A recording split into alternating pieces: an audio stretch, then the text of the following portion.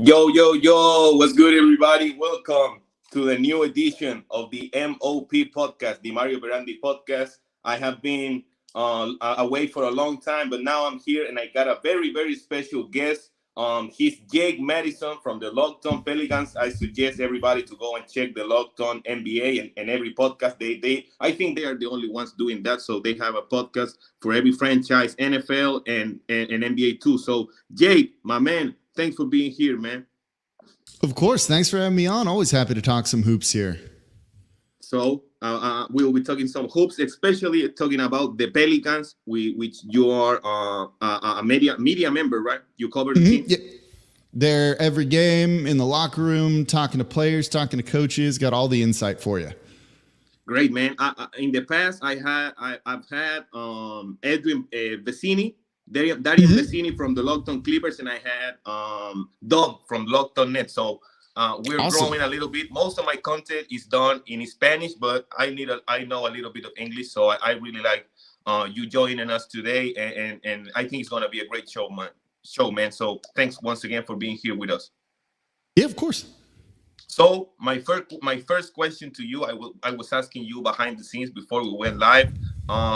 The ownership is the same for both teams from New Orleans. Obviously, the New Orleans Saints, the NFL team, and the New Orleans Pelicans. I wanted to know more about that topic in regards to financial situations and the narrative. I don't know if I can call it a narrative, but the fact that they invest more in the New Orleans Saints than the Pelicans. What can you tell us more? Even obviously you are there, so.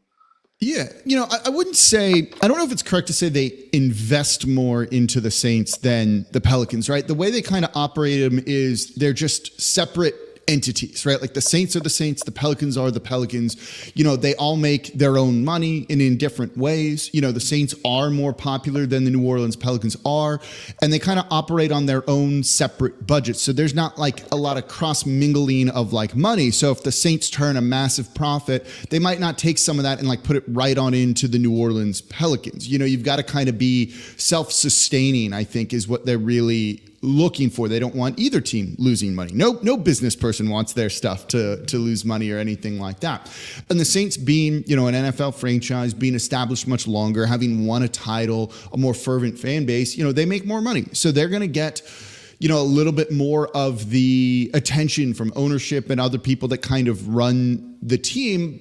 And at times it definitely feels like the Pelicans are like the little brother to the Saints, but, they care about that very much too. The ownership group did not need to buy the Pelicans. They decided to do that basically to keep them in the city of New Orleans because there wasn't another local buyer, and this team would not be here without Gail Benson and some of, the other people kind of around her and in her orbit that inform her on everything. So there is some of that, but the Pelicans have also upped their spending in recent years. A couple of years ago, they built a $15 million practice facility. About 4 or 5 years ago, they renovated that again to the tune of about $10 million. And they're going through more renovations at the facility right now, another couple $1 million going into just upgrading things. So, they do spend on the team too. Saints just generate more money, so they have more money to spend. And, I think most people who own multiple franchises operate in a very similar fashion. Yep. Yeah, that's a great point. And obviously, can we say that New Orleans, or the state of Louisiana, is more of a football town than a basketball town? Yeah, that's safe to say, right? It's football crazy here, even the state of Louisiana, right? Like high school football is a very big deal, particularly just in the southern United States in general. But New Orleans is also a big sports city. They are a big sports city, and if you look at like the NBA Finals ratings, New Orleans ranks as one of the top cities tuning in every single year. The issue with maybe some of the lack of support with the Pelicans is they just haven't won consistently, right? Like that's kind of the problem. The franchise has been here for 22 years, something like that, and they've only made the playoffs in back-to-back years twice in the history of New Orleans, right? It's tough to build a fan base when you're good one year, not good, not good, not good, good one year, not good, not good, not good, and kind of ping-ponging back and forth like that. It's not even ping-ponging back and forth, right? Like they're more bad than good. So that's where like the lack of support comes through. But we've seen that when they win, the city shows shows up, the city tunes in. This is a sports like ravenous fan base. You just got to give them a winner. Yeah, and I think the last playoff series that you guys won was in 2018, right? Mm-hmm. Then they swept the Portland Trailblazers. Yeah, with AD, Boogie was there. I don't know. If he was injured. He was injured. Yeah, he was on the team, Rondo but he was there, injured. Right? Yeah. Holiday was there. 𝕮𝕬𝕬 was like the other kind of big name player on the roster at the time. So it's been a little bit since they've had that kind of like playoff success. But even 2 years ago, when they made the first round after winning the play-in tournament and taking 2 games off the Phoenix Suns, like those games were sold out. You could, tickets were being scalped for an exorbitant amount of money. Like people want that. You just got to give them a reason to go. Yeah.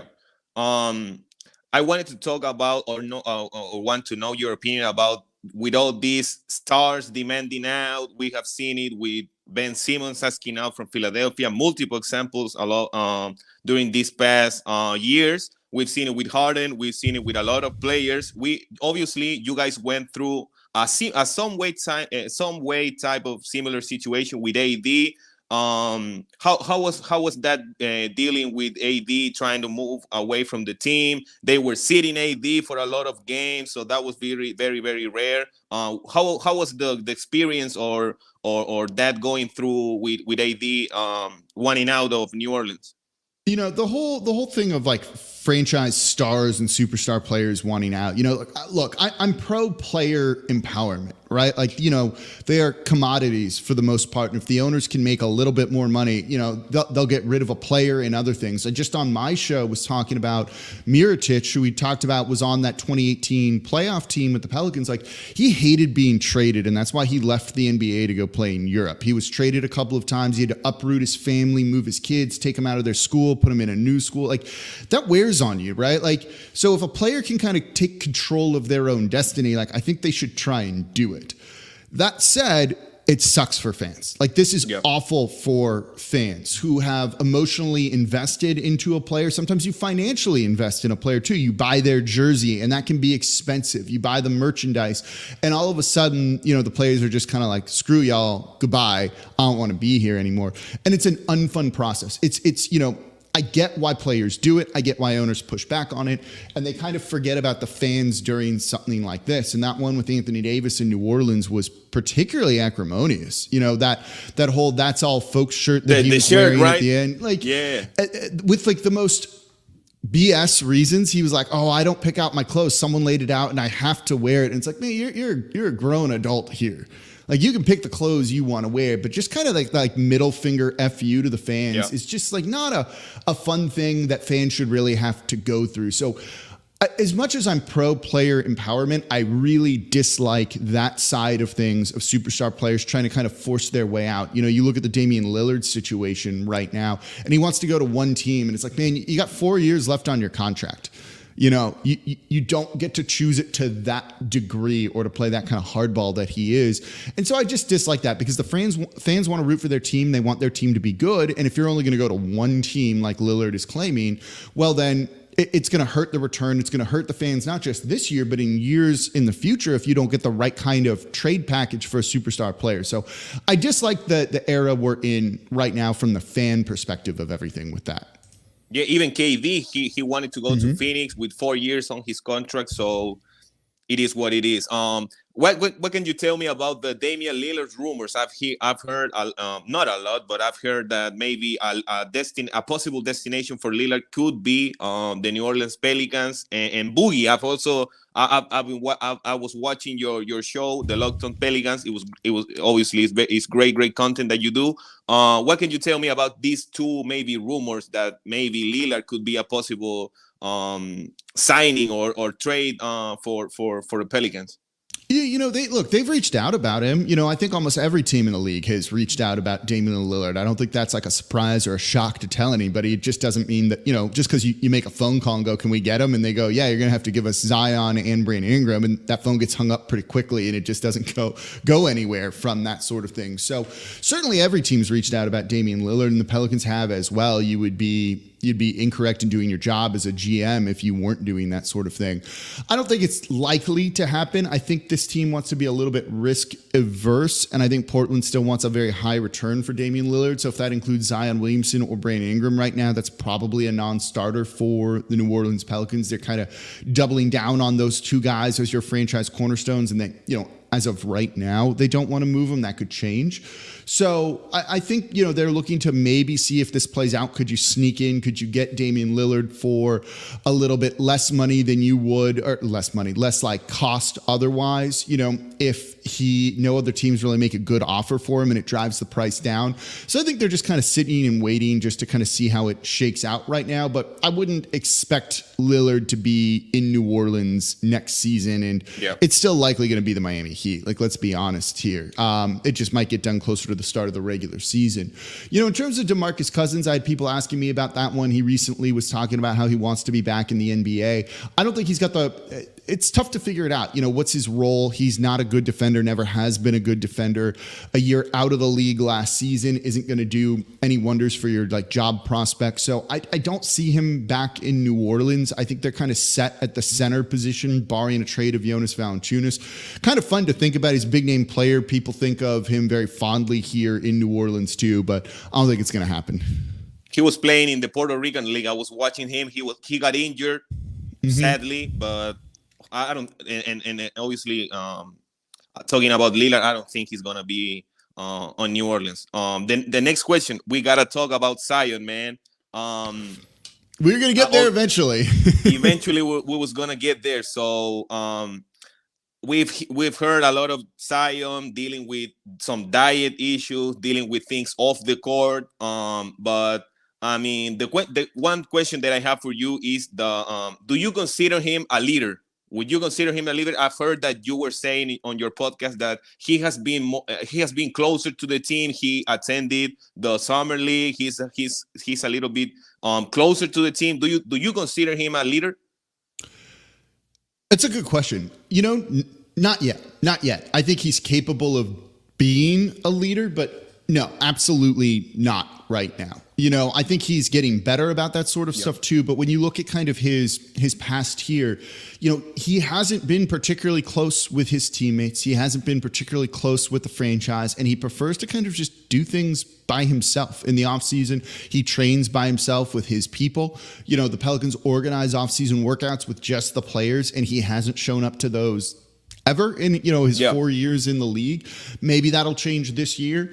He kind of gets out of town right away at the end of the season, and that's kind of just been that. And if you want to be a leader, you've got to show up, you got to be there. It even goes to that season where he was out the whole year with a foot injury, and he was up in Portland rehabbing the injury, which is fine. There's nothing wrong with that.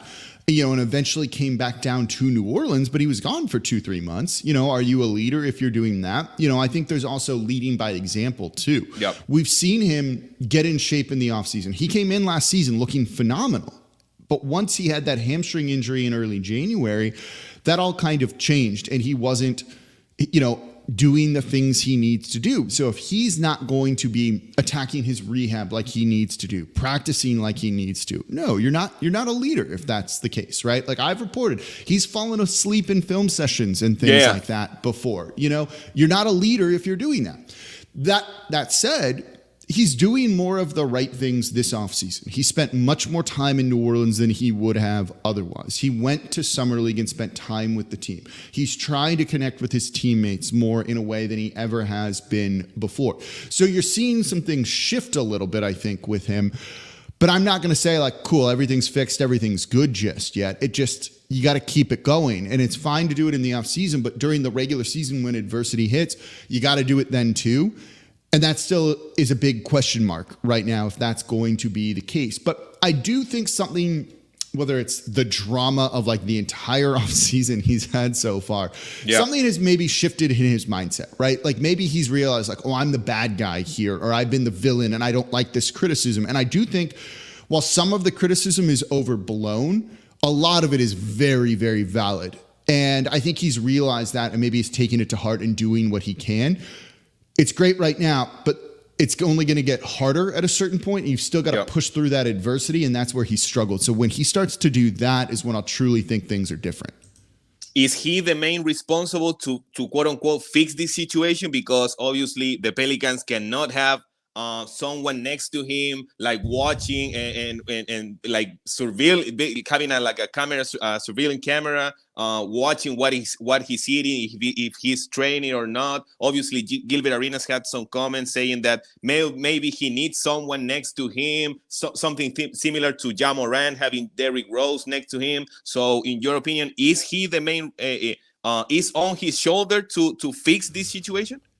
I think primarily, yeah. Like if you wanted to put a percentage on it, like 80 to 90% is on Zion, like certainly, right? Like he's the one that's not doing the rehab that they set out for him. Like you've just got to do what the doctors prescribe at things. And he's had disagreements with some of the doctors and the medical staff there, but the Pelicans are doing what they can too. They're changing that group right now. It's been reported a couple of different places that they're kind of getting rid of a guy like Aaron Nelson, bringing in new voices, trying to kind of like appease your star player. You got to do that. You got to build a relationship with your star player, and they kind of control things. It is a player-driven league, but it's also on him to do the right things, right? Like, you know, it's one thing when you're 18, when you're kind of like an idiot and you don't know how to be an adult, but he's 22, 23 now. Like, he knows he needs to eat healthy, right? Like, he knows he needs to eat healthy. Like, we don't need to have a big debate or conversation about this. It's pretty black and white. You know, either you do it or you don't. You know, you need to be around your teammates, building chemistry, trying to get a jump on the season. Either you do it or you don't. If you choose not to, that's a choice. That's a choice that he makes, and it's going to have consequences from that. You eat poorly, you don't do the things you need to do, well, it's going to impact you during the season, and you only have yourself to blame at that point. So, yeah, I think the majority of it's on Zion. Not 100%, but the majority of it, certainly. I have a last question for you. I don't know if that bothers you. No, go ahead. The last question: how much has it helped having a guy like David Griffin on the front office? He was obviously in Cleveland, if I'm not mistaken. He was there when AD got traded. Obviously, he's not the main responsible for drafting players like Trey Murphy or Herb Jones that they are going to the national team. But in your opinion, how much David Griffin and having a guy like him with a lot of experience in NBA circles, how much David Griffin has helped the New Orleans Pelicans? You know, when they hired him to kind of run everything on the basketball side, like that was a big deal for New Orleans. This is a guy that's won a title working with LeBron James and did a very good job in Cleveland with very limited draft assets and other things like that, and was constantly tweaking and constantly making the roster better. And when you win a title, it's hard. Even with LeBron James on your team, it's very, very hard to do.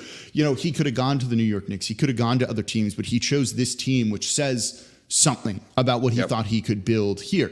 And his track record in New Orleans hasn't been perfect. You look at that first draft, you took Zion Williamson #1 overall. You took Jackson Hayes 8th. He just left. You traded Nickeil Alexander-Walker away 2 years ago in the CJ McCollum deal. Some of the other draft picks haven't worked out. But, you know, when you look at it top to bottom, I think they've done an overall okay job. You know, Trey Murphy looks like he's going to be a superstar at some point. Herb Jones was a great second-round pick. They got Jose Alvarado undrafted.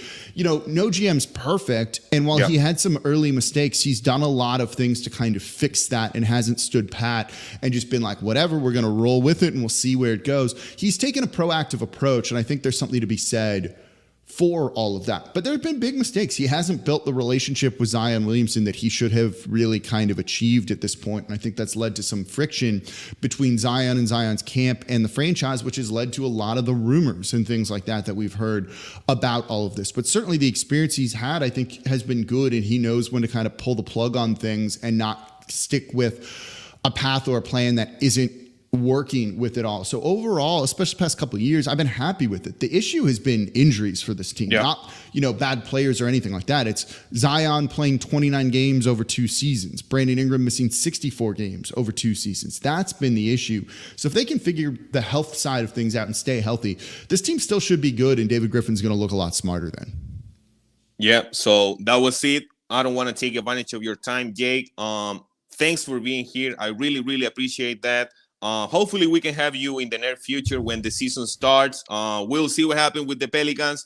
Obviously the Western Conference landscape is not that it's very, very it's going to be very, very tough to get by teams like Sacramento, Denver, Lakers, Warriors, Clippers, they're even Dallas. So we'll see what happens. Once again, Jake, thanks for being here, man. I really, really appreciate it, man.